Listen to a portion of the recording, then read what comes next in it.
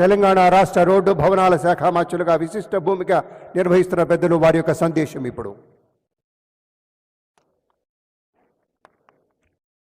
అందరికీ నమస్కారం. ముందుగా ఈరోజు దివంగత నేత మా అందరికీ మార్గదర్శకులు ప్రియతమ కొండచెట్టి రోషయ్య గారి 3వ వర్ధంతి సభలో పాల్గొంటున్న మన గౌరవ ముఖ్యమంత్రి వర్యులు ప్రజాపాలన అందిస్తూ నిన్నటికే 1 సంవత్సరం పూర్తి చేసుకున్నాం.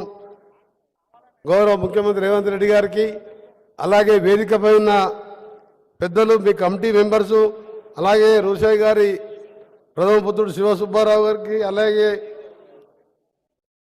శ్రీమన్నారాయణమూర్తి గారికి, పైడా కృష్ణప్రసాద్ గారు, మన్నాడు సుబ్బారావు గారికి, కాశీ గారు, దామోదర్ గారికి, అలాగే కళామందిర్ కళ్యాణానికి, ఎర్ర విజయ్ కుమార్ గారు, పొట్టి వెంకటేశ్వర గారికి, అనిల్ గారు, మీ కమిటీ మెంబర్స్కు, ముఖ్యంగా ఈ కార్యక్రమంలో పాల్గొంటున్న మా టీజీ వెంకటేష్ గారు పెద్దలు, అలాగే అంబికా కృష్ణ గారికి, వెల్గంపల్లి శ్రీనివాస్ గారు, వేదిక పైన మాదాస్ గంగాధరం గారికి, అలాగే ఇక్కడ ఉన్న ఎమ్మెల్యే బి లైలయ్య గారికి, అరకపూడి గాంధీ గారికి, ఇంకా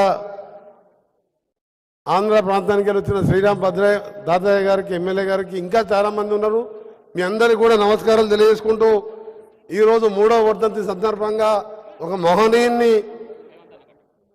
కాంగ్రెస్ పార్టీ నాయకుడే కాదు, దాదాపు 48 సంవత్సరాలు ప్రజా జీవితంలో 67 నుంచి 2016 గవర్నర్ పదవి వరకు దాదాపు 48 సంవత్సరాలు ప్రజల కోసం పనిచేస్తూ ఇప్పుడున్న 2 తెలుగు రాష్ట్రాలలో సుపరిచితుడే కాదు. రోషయ్య గారు అంటే వయసులకే కాదు, అందరికి కూడా అభిమానించే నాయకుడు ఆయన. సభలో ప్రతిపక్షంలో ఉన్నా, అధికార పక్షంలో ఉన్నా తనదైన శైలిలో, ఎందుకంటే దగ్గరగా అసెంబ్లీలో 10 సంవత్సరాలు వాడుతూ ఉన్నాం. 2004లో ఆర్థిక మంత్రిగా,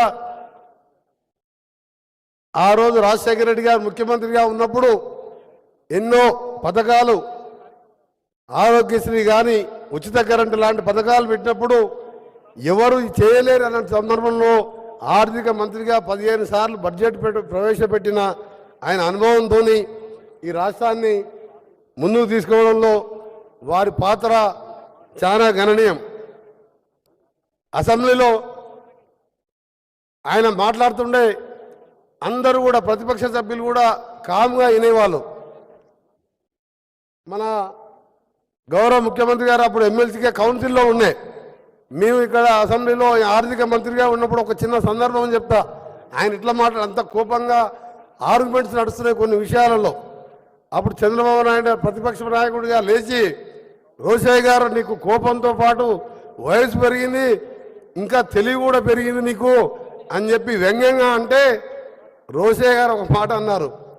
నిజంగా మానవుడు స్వర్గంలో ఉన్న ఈరోజు మనం ఆయనని ఎమ్మడే 1 నిమిషంలో ఆయనకు ఎమ్మడే మాట, బాబు గారు అయ్యా నీకు లాగా తెలివి ఉంటే అంజయ్యనో, విజయభాస్కర్ రెడ్డినో, చెన్నారెడ్డినో, ఇప్పుడున్న రాజశేఖర రెడ్డినో వెన్నుపోటు పొడిచి ముఖ్యమంత్రి అయ్యేవాడిని, నాకంత తెలివి లేదు బాబు, నాకు ఉన్నట్టు మాట్లాడని తెలుసు అని చెప్పి అంటే చెప్తున్న ఉదాహరణకు అలాంటి ఎన్నో సందర్భాలు ఉన్నాయి.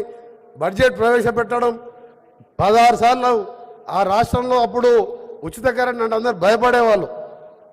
మేము ఎప్పుడన్నా పోయి పేపర్లు తీసుకొని పోతే, అయ్యా మీకు నమస్కారం, రాజశేఖర రెడ్డి గారు ఏది పోతే సంతకం పెడతారు కానీ ఇక్కడ ఖజానా ఖాళీ అయింది, ఏం చేయాలని చెప్పి అంటే నిజమైన వ్యక్తి ఈరోజు 48 సంవత్సరాలు మచ్చలేని జీవితం గడుపుతూ ఇలా మా అందరికీ, నాకు 30 సంవత్సరాలు ఎన్ఎస్వై యూత్ కాంగ్రెస్ ఉన్నప్పుడు, వారు పిసిసి ప్రెసిడెంట్గా ఉన్నప్పుడు ఎప్పుడు కూడా జిల్లా పర్యటనకు తీసుకెళ్లే వాళ్ళం, ఆయన కూడా వెళ్ళే వాళ్ళం.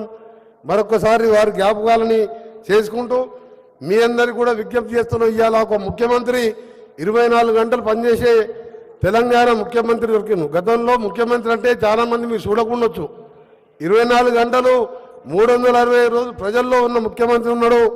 వారికి మేమందరం కూడా టీం లాగా మంత్రులు ఉన్నాం, ఎమ్మెల్యేలో ఉన్నాం, ఎంపీలో ఉన్నాం. మీ అందరికీ ఏ కష్టం వచ్చినా మీరు రోషయ్య గారు ఉన్నట్టే అనుకోండి. మీరు రోషయ్య గారికి ఏ విధంగా పోయిందో, ఏ విషయం పనున్నా ముఖ్యమంత్రి గారి దగ్గర రండి, వారి దగ్గర మీకు సమయం దొరకాలంటే మాలాంటి వారి దగ్గర రండి, తప్పకుండా మీ అందరికి కూడా వ్యాపారస్తులు అండగా ఉంటూ పేద ఆర్య వైశ్యులకు కూడా అండగా ఉంటూ ఈ హైదరాబాద్ని రీజనల్ రింగ్ రోడ్ నిర్మించి ఆ రోజు ఓఆర్ఆర్ రోషయ్య గారు ఫైనాన్స్ మినిస్టర్గా ఉన్నప్పుడు నిర్మించింది రాజశేఖర రెడ్డి గారు. మళ్ళా ఈరోజు రీజనల్ రింగ్ రోడ్డు నేను ఆర్ఎండ్బి శాఖ మంత్రిగా గౌరవ ముఖ్యమంత్రి గారి ఆదేశాలతో నిన్ననే ఫారెస్ట్ క్లియరెన్స్ కూడా వచ్చింది. 2 మాసాల్లో టెండర్లు పిలిపించి ఇవాళ ప్రపంచ పటంలో హైదరాబాద్ని పెట్టాలని మన ముఖ్యమంత్రి గారి కళతో పాటు వ్యాపారాన్ని కూడా అనువుగా ఉండే విధంగా మీ అందరికీ అండగా ఉంటామని మరొకసారి తెలియజేసుకుంటూ రోషయ్య గారి ఆత్మకు శాంతి కలగాలని భగవంతుని ప్రార్థిస్తూ మరొకసారి ఈ కార్యక్రమాన్ని ఏర్పాటు చేసిన కమిటీ వాళ్ళను కూడా అభినందిస్తూ నేను నా దగ్గరికి ముఖ్యమంత్రి గారు వస్తున్నారు రావాలి మీరు కూడా చెప్పండి అంటే నేను చెప్పిన మీరు అందరూ తెలుగు రాష్ట్రాల్లో ఉన్న ముఖ్యులు అన్నీ ఆయనని మనం ఎన్నికల ముందు తర్వాత మనం ఈ కార్యక్రమం చేసుకోలేకపోయి మరొకసారి ఆయన జ్ఞాపకార్థం చేసుకుందామని చెప్పినప్పుడు మీరు కూడా మంచిగా ఏర్పాటు చేసినందుకు కమిటీ సభ్యులను కూడా అభినందిస్తూ సెలవు తీసుకుంటున్న అందరికీ నమస్కారం. టంగుటూరి రామకృష్ణ గారు దయచేసి ఇక్కడ రావాలండి.